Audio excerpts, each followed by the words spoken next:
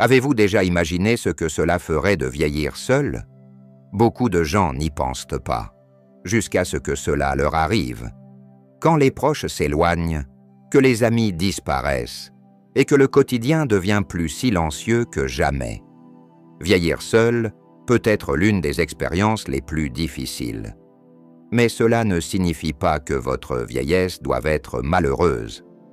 En réalité, avec le bon état d'esprit et quelques habitudes simples, vous pouvez construire une vie pleine de sens, de calme et même de bonheur, même en vivant seul.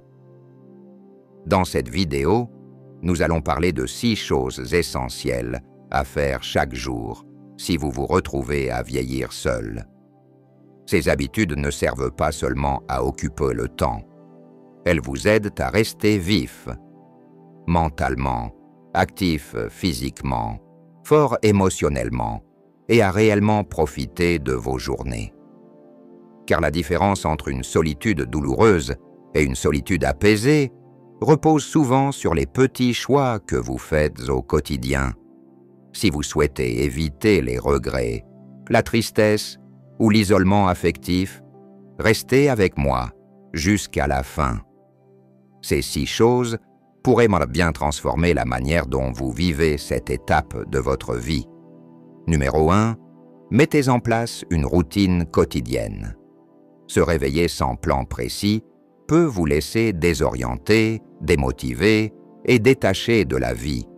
En vieillissant, avoir une routine structurée devient l'un des moyens les plus puissants pour garder un cap, une stabilité, un sentiment de continuité. Il ne s'agit pas de remplir vos journées avec des tâches inutiles, mais de vous donner une raison claire de vous lever le matin. Beaucoup de personnes âgées laissent les journées se confondre, surtout lorsqu'il n'y a plus d'horaire fixe, de travail ou d'enfants à gérer. Et c'est ainsi qu'on tombe peu à peu dans la lassitude, puis dans l'isolement. Mais lorsqu'on structure ces journées, on reprend le contrôle du temps. Votre routine n'a pas besoin d'être rigide ou compliquée. Elle doit simplement inclure des activités qui vous font du bien, qui stimulent votre esprit et qui vous apportent un équilibre. Une routine matinale solide est particulièrement importante. Elle donne le ton pour tout le reste de la journée. Se lever à la même heure, faire votre lit, prendre un bon petit déjeuner, sortir respirer l'air frais quelques minutes, ces gestes simples peuvent faire une vraie différence dans votre énergie et votre morale. Prenons l'exemple de Robert, un ingénieur à la retraite de 76 ans. Après la perte de sa femme, il s'est retrouvé à se lever à des heures irrégulières, à sauter des repas, à passer ses journées devant la télévision. Il avait l'impression que ses journées lui échappaient et que la solitude l'écrasait. Puis il a décidé de créer un emploi du temps simple. Il s'est mis à se lever tôt, à faire une petite marche chaque matin, à préparer ses repas et à appeler ses proches l'après-midi. Peu à peu, ses journées ont retrouvé un rythme. Son esprit était plus clair. Il ne se sentait plus comme quelqu'un qui attend que le temps passe, mais comme quelqu'un qui vit vraiment sa journée. Une routine quotidienne vous ancre, surtout dans les moments de solitude. Elle évite que le vide ne s'installe et donne à chaque journée un mouvement, un but, une direction. Même les gestes les plus simples, comme arroser vos plantes à heure fixe, écouter de la musique le soir ou écrire quelques lignes avant de dormir, peuvent vous apporter un vrai sentiment de stabilité. Si vous avez l'impression que vos journées vous échappent, commencez petit. Notez une routine du matin. Planifiez vos repas. Réservez un moment pour une activité ou un moment de repos. L'essentiel est de choisir consciemment comment vous occupez votre temps, plutôt que de laisser les heures filer sans direction. Une routine bien pensée ne remplit pas seulement vos journées, elle donne à votre vie un rythme, un sens et une continuité précieuse. Numéro 2, donnez la priorité au mouvement physique.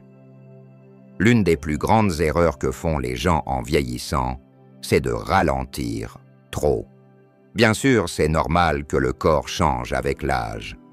Mais rester actif physiquement est ce qui se rapproche le plus d'une fontaine de jouvence.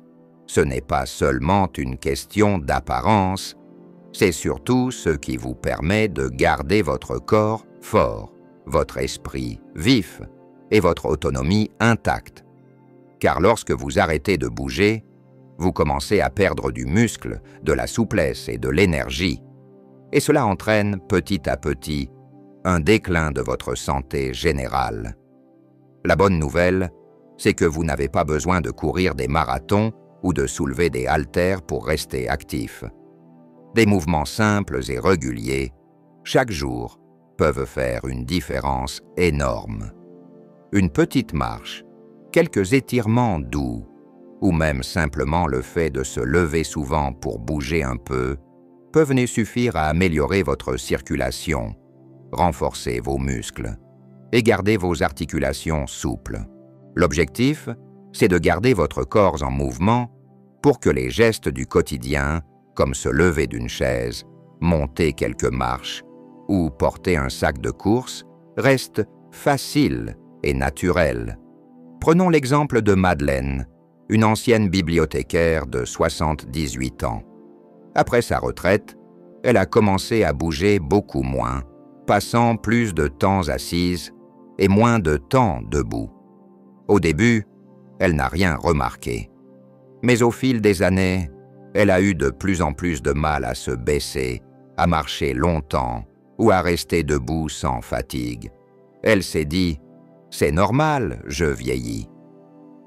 Puis elle a rejoint un petit groupe de marche dans son quartier et a commencé à faire des étirements légers chaque matin. Les effets ont été presque immédiats. Elle se sentait plus énergique, sa posture s'était redressée et elle dormait mieux la nuit.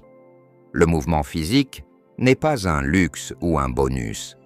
C'est un besoin quotidien, au même titre que manger ou dormir. Même si votre mobilité est limitée, il existe toujours des moyens de rester actif. Des exercices sur chaise, de la gymnastique douce en piscine, ou même le simple fait de se lever et s'asseoir plusieurs fois de suite, peuvent renforcer vos muscles et activer la circulation sanguine. Le plus important, c'est que le mouvement fasse partie de votre routine tous les jours. Et il y a un autre avantage souvent ignoré. L'exercice est l'un des meilleurs moyens de protéger votre cerveau. De nombreuses études montrent que l'activité physique réduit le risque de déclin cognitif et de démence. Lorsque vous bougez, vous ne musclez pas seulement votre corps. Vous améliorez la circulation vers le cerveau, vous réduisez le stress et vous stimulez votre esprit. Si vous n'avez pas été actif depuis longtemps, commencez doucement. Une marche de 5 minutes, quelques étirements au réveil, ou même un peu de ménage léger peuvent suffire à remettre votre corps en route. Et plus vous bougez, plus cela devient facile. Très vite, vous vous sentirez plus fort, plus en forme et plus énergique jour après jour. Si vous êtes encore là à lire ces mots et que vous trouvez ces conseils utiles, laissez un petit mot en commentaire avec le chiffre 2 pour me le faire savoir. Et si ce n'est pas encore fait, n'hésitez pas à vous abonner à notre chaîne et à activer la cloche pour ne rater aucune de nos prochaines vidéos. Votre soutien nous permet de continuer à produire du contenu bienveillant, informatif et inspirant. Numéro 3. Restez socialement actif. L'un des aspects les plus difficiles de la vieillesse en solitaire, c'est la perte progressive des liens sociaux. Les amis déménagent, les membres de la famille sont absorbés par leur propre vie, et peu à peu, il devient plus facile de passer ses journées seul. Pourtant, l'isolement est l'une des menaces les plus sérieuses pour la santé mentale et physique. Des études ont montré que la solitude peut être aussi nocive que le tabac ou l'obésité, augmentant les risques de maladies cardiaques, de dépression et même de déclin cognitif. La bonne nouvelle, c'est que vous n'êtes pas obligé d'accepter la solitude comme une fatalité liée à l'âge. Rester socialement engagé est un choix, et c'est l'une des habitudes quotidiennes les plus importantes à adopter. Même de petites interactions sociales, un coup de téléphone, une discussion avec un voisin ou un échange amical au supermarché peuvent améliorer votre bien-être émotionnel. Le lien humain est un besoin fondamental. Entretenir des relations devrait être une priorité aussi importante que bien manger ou rester actif. Prenez l'exemple de François, un veuf de 80 ans. Après le décès de son épouse, il s'est retrouvé de plus en plus seul, passant ses journées devant la télévision, à attendre que le téléphone sonne. Il se disait que ses enfants étaient occupés, que ses amis avaient leur propre vie, et qu'il ne voulait pas déranger. Mais au fil des mois, il s'est senti de plus en plus déconnecté. Même les petites tâches du quotidien devenaient pesantes. Tout a changé le jour où il a décidé de faire un pas.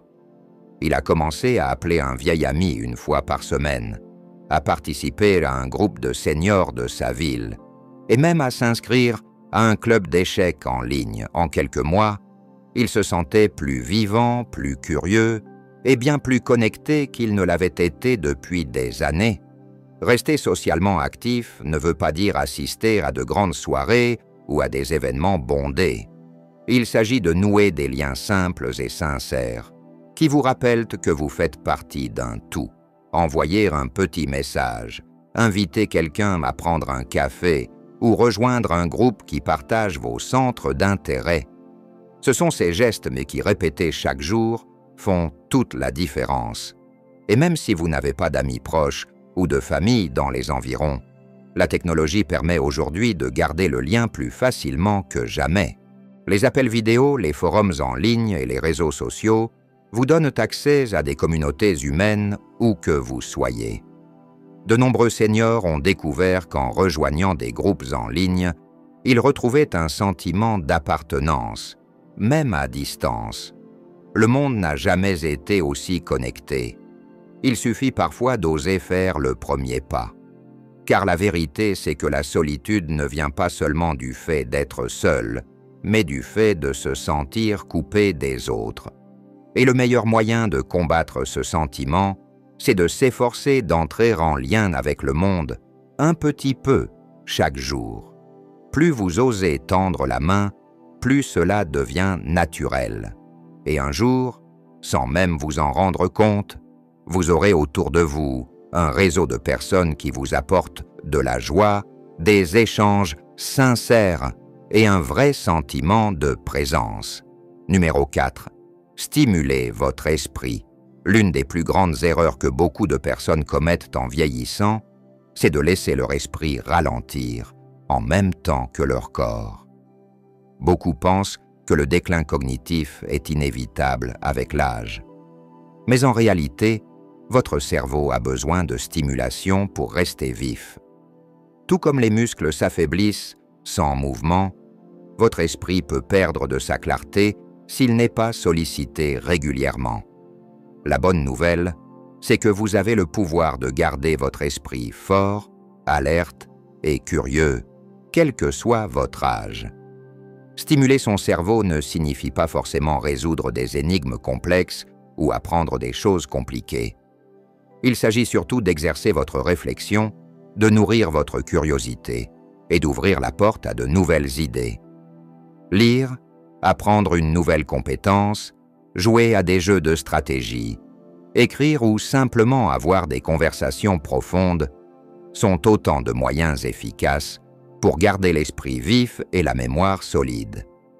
Prenez l'exemple de Janine, une ancienne enseignante de 74 ans. Après sa retraite, elle passait ses journées devant la télévision. Peu à peu, elle sentait son esprit s'engourdir. Elle oubliait de petites choses, comme l'endroit où elle avait posé ses clés ou les articles à acheter au magasin. Inquiète de perdre ses capacités mentales, elle a décidé de changer une chose simple dans sa routine. Elle a recommencé à lire, à faire des mots croisés le matin et à suivre un cours d'espagnol en ligne. En quelques semaines, elle a senti la différence. Sa concentration s'est améliorée, elle se sentait plus impliquée dans sa vie, et elle avait même de nouveaux sujets à partager lors de ces discussions. Votre cerveau est comme un muscle, plus vous l'utilisez, plus il devient fort. Et l'un des meilleurs moyens de le stimuler, c'est de vous lancer dans quelque chose de nouveau. Apprendre à jouer d'un instrument, essayer un nouveau loisir ou simplement changer vos habitudes du quotidien pousse votre cerveau à créer de nouvelles connexions. Cela le rend plus souple, plus résistant et plus vivant. Et ce n'est pas seulement une question de mémoire ou de réflexion.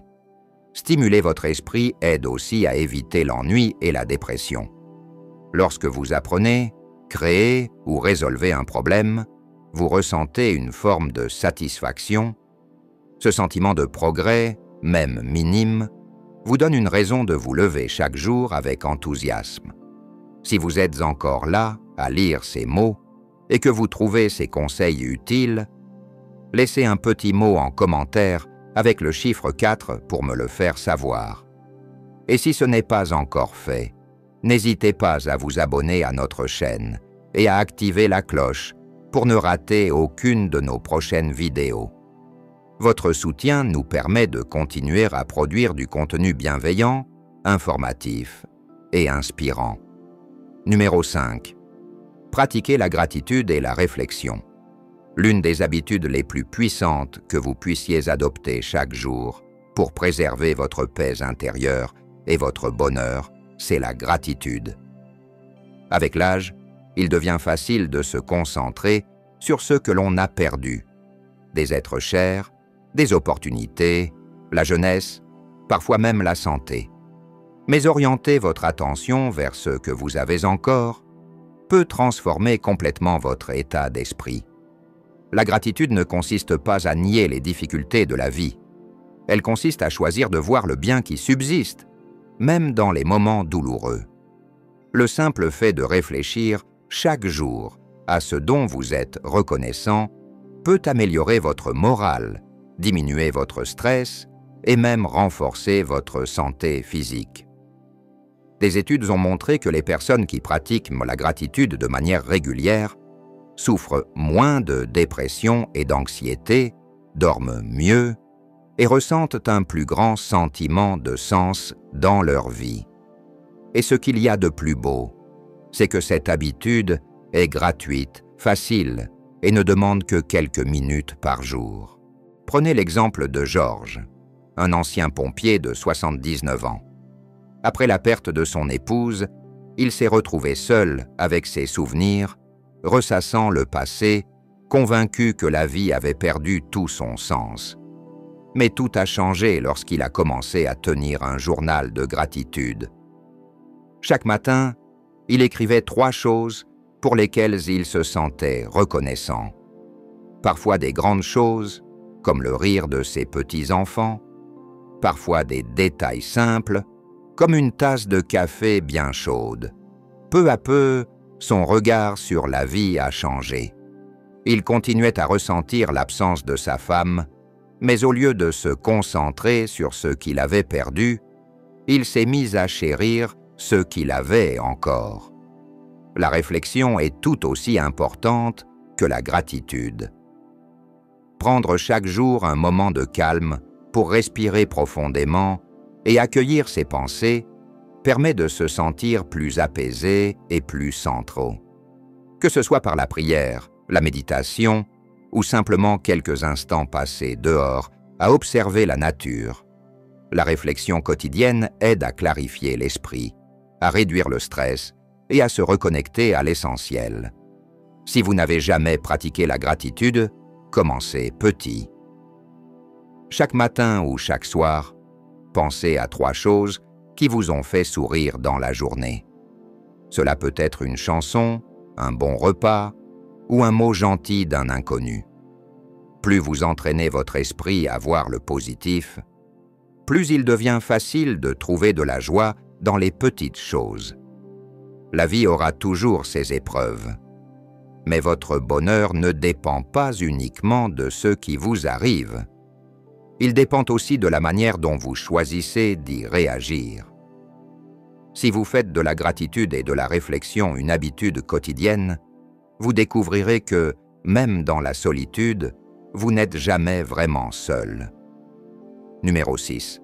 Trouvez une façon d'aider les autres. L'un des moyens les plus rapides de combattre la solitude et de redonner du sens à votre vie, c'est d'aider quelqu'un d'autre. Cela peut paraître surprenant, surtout quand on se sent isolé ou fatigué, mais le fait de donner peut être l'un des gestes les plus puissants pour retrouver de la joie et un sentiment d'utilité. Aider ne signifie pas forcément accomplir de grands exploits.